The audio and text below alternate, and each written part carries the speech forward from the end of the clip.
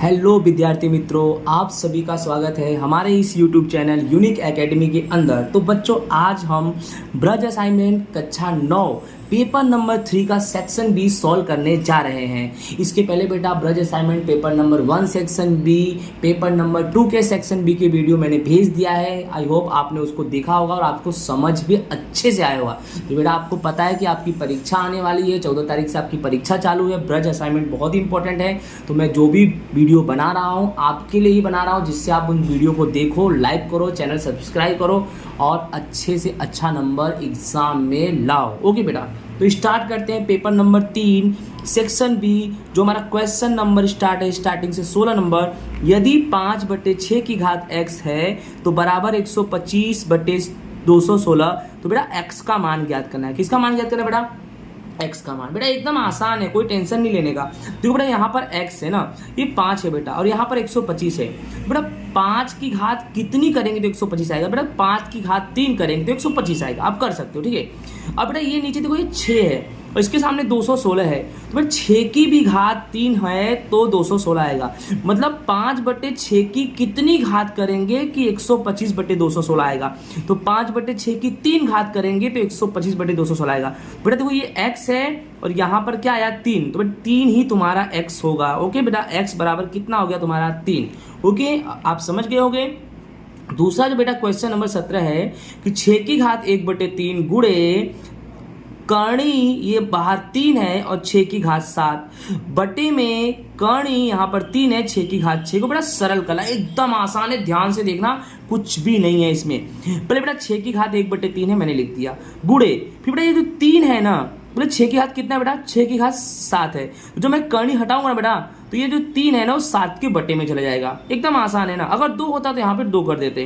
बेटा 6 लिखा और उसका घात 7 है और जो 3 है कर्णी हटाया तो 3 कहाँ गया? नीचे। सेम नीचे भी रखेंगे बटे में, पहले 6 लिखा, उसकी घात 6 है और कर्णी हटाया तो 3 कहाँ आ गया बेटा? इसके नीचे। अब बेटा ध्यान से समझना, यहाँ भी 6 है, यहाँ भी 6 है, तो 6 एक बार लिख दो। बेटा जो गुणा है तो गुणे में घात को जोड़ा जाता है, तो घात में 1/3 7/3 इनको जोड़ दो बेटा, तो ये तुम्हारा 1/3 प्लस 7/3।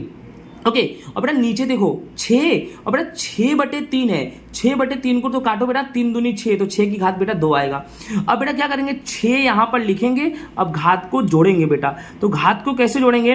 दिमाग लगाओ बेटा, क्योंकि जो 3 है बेटा हर समान है, हर समान है तो ऊपर वाले को जोड़ दो, 1 और 7 को जोड़ दो 8 आएगा, और हर वो जो समान है 3 ले लेंगे, राइट ना, एक बात, ठीक है। तो 6 की घात 8/3, फिर बटे में बेटा 6 और बेटा 2 है, और 2 के बट्टे में कुछ नहीं है तो आप 2 के बट्टे में 1 बेटा लिख सकते हो। अब बेटा क्या हो गया ये तुम्हारा कि 6 की घात 8/3 बट्टे में 6 की घात 2/1, यानी बेटा ये भाग स्वरूप में हो गया। कौन से स्वरूप में हो गया? भाग। और भाग में क्या करते हैं? घात घटाते हैं, बड़ी घात में से छोटी घात घटाते हैं, छोटी घात में से बड़ी घात घटाते हैं। वो तो नियम होता है कि किस तरह से घटाते हैं। m बड़ा हो तो क्या करेंगे, n बड़ा हो तो क्या करेंगे। तो सिंपल सी बात है, 6 की घात 8/3 ये m है और 6 की घात 2/1 ये n है। तो बेटा इसमें से बड़ा कौन है? तो ये 8/3 2/1 से बड़ा है बेटा। तो बेटा m यहाँ पर क्या है? बड़ा है। किससे बड़ा है? n से। तो उसमें क्या करेंगे, 6 लिखेंगे और m में से n घटा देंगे। m कौन है तुम्हारे बेटा? 8/3। और बेटा n कौन है? 2/1। तो बेटा इसके बट्टे में 3 है और इसके बट्टे में 1 है, तो 1 को 3 करने के लिए 3 से गुणा कर दिया, 1 3 3, जितना नीचे गुणा उतना ऊपर गुणा, बेटा कर दिया। तो कितना है बेटा? 6 और 8/3 माइनस, अब बेटा इसका देखो 2 3 6 और 1 3 3, तो बेटा 6 लिख दिया। अब देखो 3 3 हर समान हो गया, 8 में 6 घटाया 2 और बट्टे में 3। इस तरह हमारा आंसर आएगा 6 की घात 2/3 बेटा। ओके, नेक्स्ट बेटा हमारा क्वेश्चन नंबर 18 जो है कि x² का गुणांक लिखो बेटा। क्या लिखो? गुणांक। बेटा देखो x² दिखा ना, इसके आगे कोई संख्या नहीं तो कितना मान लोगे? 1। क्या मान लोगे? 1। तो बोलो गुणांक कितना होगा? 1 होगा, ठीक है। यानी x² है, इसके आगे 1 मान लिया। दूसरे क्वेश्चन में क्या है बेटा, ये x² है, इसके आगे क्या दिख रहा है आपको? क्या दिख रहा है आपको? π/2। तो π/2 इसका क्या हो जाएगा? गुणांक। यानी XYZ के आगे जो भी संख्या होती है वही उसका गुणांक होता है। ओके, तो नेक्स्ट क्वेश्चन हमारा क्या है? गुणनखंड करना है। क्या करना है बेटा? गुणनखंड। अब यहाँ लिखा है x की घात 3 प्लस 13x की घात 2 प्लस 32x प्लस 20। किसे गुणनखंड करेंगे बेटा? ध्यान देना, पहले बेटा x की घात 3 लिख दिया। क्या लिखा बेटा मैंने? x की घात 3। और बेटा 13x की घात 2 को मैंने कैसे लिख दिया? x की घात 2 और प्लस 12x की घात 2। तो 12x की घात 2 और x की घात 2, 13x की घात 2 हो जाएगा, ठीक है। फिर प्लस बेटा, फिर बेटा 32x है। तो 32x को कैसे लिखना है कि देखो पहले तो x की घात 2 और 12x की घात 2, 13x की घात 2 होता है, यानी 12 आ गया ना, तो पहले 12 ले लो। 32 को अपने को लिखना है ढंग से, तो पहले 12 ले लो। तो 12x ले लिया, अभी 32 है, तो 32 में से 12 घटाएंगे कितना बचेगा? 20। तो यानी 20x, यानी 32 में क्या लेंगे? 12x और 20x। आप बोलोगे सर ये क्यों लिया? क्योंकि बेटा इसलिए लिया ना कि 12 कॉमन मैच करे तो सवाल आसानी से आपका सोल्व होगा, ठीक है। तो 32x की जगह पे क्या ले लिया? 12x प्लस 20, लास्ट में बेटा प्लस 20 है। फिर से देख लो, x की घात 3 लिखा, 13x की घात 2 की जगह पे क्या लिखा बेटा? x की घात 2 प्लस 12x की घात 2, 32x पे क्या लिखा? 12x प्लस 20x, 32x और प्लस 20। अब बेटा क्या करेंगे अपने? ध्यान दो, देखो यहाँ पर 2 का टर्म बना लेंगे। देखो ये दिख रहा है ना, x की घात 3 प्लस x की घात 2। अब इसमें देखो x की घात 3 x की घात 2 में x की घात 2 कॉमन ले लो। क्यों? क्योंकि x की घात 2 इधर भी है और इधर से भी x की घात 2 ले सकते हैं। बेटा x की घात 3 में से x की घात 2 घटाएंगे तो x बचेगा। क्या बचेगा? x। और x की घात 2 से x की घात 2 कट जाएगा तो +1, तो x + 1 बचा, ठीक है बेटा। अब दूसरा टर्म्स ये रहा दूसरा नंबर, 12x की घात 2 प्लस 12x, इधर भी x इधर भी x, x को ले लो बेटा कॉमन, इधर भी 12 इधर भी 12, 12 को भी ले लो कॉमन, 12x हो गया। फिर 12 से 12 हट गया बेटा, x 2 बार है, यहाँ x 1 बार है, कितनी बार बचेगा? 1 बार। फिर प्लस बेटा 12x से 12x हट जाएगा, कुछ नहीं बचा, तो कितना बचा बेटा? x + 1, यहाँ कुछ नहीं बचा, नहीं 1 बचा, 12x से 12x हटा 1 बचा, प्लस ये भी ले लेंगे बेटा, इनका भी पेयर बना दिए। अब देखो बेटा इधर x है बट इधर है नहीं तो कॉमन तो लेंगे नहीं, 20 और 20 दोनों तरफ है तो 20 को कॉमन ले लो। अब 20 से 20 हट गया, बचा x, फिर प्लस और 20 एक कम बेटा 20, तो ये आपका यहाँ तक सॉल्यूशन हो गया। अब आपको करना क्या? ध्यान दो, देखो बेटा x + 1 x + 1 x + 1 कितनी बार है बेटा? 3 बार। तो सबसे पहले एक बार x + 1 लिख दो, एक बार, 3 बार है, कितनी बार हमें लिखना है? एक बार। अब क्या बच गया तुम्हारा बेटा? ये देखो x², फिर देखो प्लस 12x और बेटा प्लस 20, ये आपका गुणनखंड आ गया, x² + 12x + 20। अब इसको गुणनखंड हमें सोल्व करना है, गुणनखंड आपको तो अच्छे से आता ही है। अब कैसे करें गुणनखंड सोल्व? कि ध्यान से समझो कि बेटा यहाँ पर कुछ नहीं है तो 1 मान लेंगे, यहाँ पर कुछ नहीं तो कितना मान लेंगे? 1, और ये 20 है तो 1 का गुणा 20 में करेंगे तो कितना आएगा? 20। अब 20 का ऐसा खंड करो कि जोड़ने घटाने पर क्या आए? 12 आए। तो आपको पता है कि 10 दूनी 20 और 10 में 2 जोड़ेंगे तो कितना आ जाएगा बेटा? 12। तो आप लिखो x² और 12x की जगह 10x + 2x और 10 दूनी 20 हो ही जाएगा, और 10 2 12 भी हो जाएगा और 20। अब देखो 2 का पेयर बना लेंगे, x² + 10x। तो क्या करेंगे बेटा? पहले x ले लेंगे, x 2 बार है, यहाँ 1 बार है, यहाँ x 2 बार है, यहाँ 1 बार है, 1 बार बचेगा। फिर प्लस x से x हटा बेटा, क्या बचा? 10। फिर प्लस बेटा, अब देखो बेटा 2 और 20, इधर देखो 2x है और यहाँ पर क्या है बेटा? 20 है, तो अपने को 2 को कॉमन ले लेने का, 2 को क्या ले लेने का? कॉमन। और आपको पता है कि इधर x + 10 है तो यहाँ भी x + 10 आएगा, तो 2 से 2 हट गया, बचा x, फिर प्लस, फिर बेटा 2 दहामा 20, तो x + 10 आ गया। तो आपका आंसर बेटा x + 2, और बेटा x + 10 2 बार है तो 1 बार, यानी आपका पूरा फाइनल आंसर कितना आएगा? ऊपर x + 1 x + 1 x + 1 3 बार था तो 1 बार लिखा, और अभी आपका आंसर x + 2 और बेटा x + 10 आए, ये तुम्हारा आंसर है। आई होप बेटा आपको समझ में आ गया होगा। अब बेटा क्या करेंगे हम? ध्यान दो, x + 2i + z², इसको सॉल्व करना है बेटा। तो ये कौन से सूत्र पे जाएगा? x² + 2i² + 4z², यानी इस तरह से, मतलब ऐसा नहीं है, x + 2i + z यानी a + b + c²। हाँ बेटा, a + b + c²। बेटा इसका फॉर्मूला होता है a² + b² + c² + 2ab + 2bc + 2ca। इसका क्या होता है बेटा? फॉर्मूला होता है। क्या होता है ये? फॉर्मूला। ओके, तो फॉर्मूला क्या बताया? a² + b² + c² + 2ab + 2bc + 2ca। अब इसी फॉर्मूले में इसके हिसाब से रख दो। याद रखना, x तुम्हारा a है, 2i तुम्हारा b है और 4z तुम्हारा c है। तो a² मतलब x², b² मतलब 2i², c² मतलब 4z² प्लस प्लस प्लस, फिर प्लस बेटा 2ab, तो 2a की जगह पे x, b की जगह पे 2i, प्लस बेटा 2bc, तो 2b की जगह पे 2i और a की जगह पे 4z। ओके, फिर प्लस 2ca, तो 2c की जगह पे 4z और a की जगह पे x। पहले बता दिया कि a तुम्हारा x है, b तुम्हारा 2i है और c तुम्हारा 4z है। ठीक है, इतना समझ में आ गया। अब बेटा एक्स का स्क्वायर तो एक्स का स्क्वायर ही रहेगा। अब 2y का स्क्वायर बेटा क्या हो जाएगा 4y का स्क्वायर प्लस फिर प्लस 4z का स्क्वायर क्या हो जाएगा 16z स्क्वायर, फिर बेटा प्लस 2 और 2 जा 2 जा मतलब 2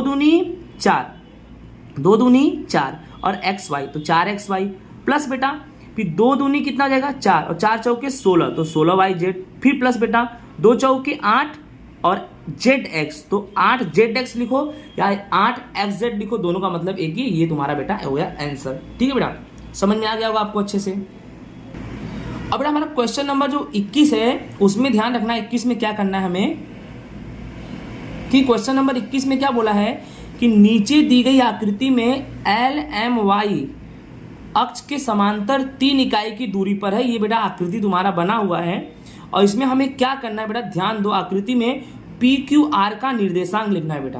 क्या लिखना है निर्देशांक। तो बेटा एकदम आसान है, ध्यान देना कैसे लिखेंगे। सबसे पहले बेटा P का निर्देशांक लिखेंगे, P का निर्देशांक। बेटा निर्देशांक मतलब इस तरह से, P है ना तो निर्देशांक यानी X लेंगे और दूसरा क्या लेंगे बेटा Y लेंगे। कैसे लेंगे X और Y।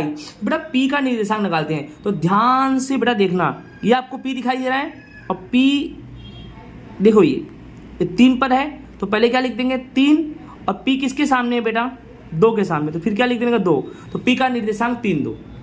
ठीक उसी तरह से बेटा Q भी इसी पे है तो ये भी देखो 3 आया 3 और Q किसके सामने बेटा, Q किसके सामने है, जैसे Q है तो ये तुम्हारा 3 है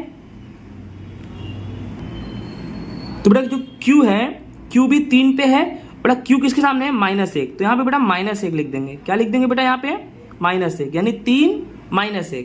फिर बेटा R, तो R भी बेटा देखो 3 पर है तो यहाँ पर पहले लिखेंगे 3, बेटा R किसके सामने बेटा, R देखो किसके सामने है, R 1 के सामने, तो बेटा यहाँ माइनस नहीं आएगा, यहाँ पर 1 आएगा। तो इस तरह से बेटा P का जो अपना निर्देशांक है 3 2 है, Q का निर्देशांक 3 -1 है, R का निर्देशांक 3 1 है। फिर से देख लो जो P है ये रहा P, तो देखो यहाँ पर आया तो ये 3 है तो यहाँ पर पहले 3 लिखो। अब 3 लिखने के बाद P के सामने क्या है 2, तो 3 2। Q में जाओ बेटा, Q में भी 3 लो, Q के सामने क्या है -1। R में जाओ बेटा, R में भी 3 लो, R के सामने 1 है तो 1। ठीक है बेटा। अब दूसरा क्वेश्चन क्या है इसमें कि बिंदु L और M की कोटि में कितना अंतर रहेगा। बेटा सबसे पहले जानो जो कोटि है ना बेटा उसको x अक्ष बोलते हैं। कोटि को कौन सा अक्ष बोलते हैं, x अक्ष। बेटा आप पहले तो L और M का जो बिंदु निकालो, पहले L और M का निर्देशांक निकालो फिर कोटि निकालेंगे। तो L का निर्देशांक कैसे निकालेंगे बेटा ध्यान दो। सबसे पहले L तुम्हारा कहाँ है, ये रहा है। L में भी देखो बेटा लेंगे 3 और L किसके सामने बेटा 4 के सामने। ओके तो 3 4 हो गया बेटा। M का लो बेटा, M ये रहा, इसमें भी लेंगे 3 और M किसके सामने है -3 के सामने, तो क्या लेंगे बेटा 3 और -3। और बेटा अंतर निकालना है तो कोटि यानी x अक्ष का अंतर, तो x अक्ष इसमें ये इधर आएगा 3 फिर आएगा 3, तो बेटा अंतर 3 में से 3 घटाएंगे तो कितना आ जाएगा हमारा 0 आ जाएगा। ओके नेक्स्ट बेटा हमारा क्वेश्चन नंबर 22 क्या है कि x बराबर 2 है y बराबर 1 है। ठीक है बेटा x बराबर 2 y बराबर 1। अब क्या लिखा है कि 2x प्लस 3y बराबर k, तो बेटा हमें k की कीमत ज्ञात करनी है। किसकी कीमत ज्ञात करनी है, k की। एकदम आसान है बेटा, 2x के जगह पे 2 रख दो बेटा, प्लस 3y के जगह पे बेटा 1 रख दो बराबर k। बेटा 2 दूनी कितना हो जाएगा 4 प्लस 3 1 कम कितना हो जाएगा 3 बराबर बेटा k, और 4 और 3 बेटा 7, तो 7 बराबर k, तो बेटा k बराबर भी 7 होगा। आई होप बेटा आपको समझ में आ गया होगा। अब बेटा हम क्वेश्चन नंबर 23 पढ़ रहे हैं। ओके ध्यान से समझना, परिभाषा है। क्या है बेटा परिभाषा। बेटा परिभाषा में पहला नंबर क्या है, पूरक कोण किसे कहते हैं। तो यदि 2 कोणों का योग एक समकोण हो उसे पूरक कोण कहते हैं। तो बेटा याद रखो पूरक कोण यानी अब जब 2 कोण मिलकर समकोण बनाते हो, जैसे मानो पहला कोण मैंने 45 अंश का कर दिया, दूसरा भी मैंने 45 अंश का कर दिया, तो 45 अंश कितना हो जाएगा बेटा 90 अंश हो जाएगा। 90 अंश का मतलब बेटा समकोण, यही है। तो यदि 2 कोणों का योग समकोण हो यानी 2 कोणों को जोड़ने के बाद 90 डिग्री आता हो तो उसे पूरक कोण कहते हैं। ओके बेटा।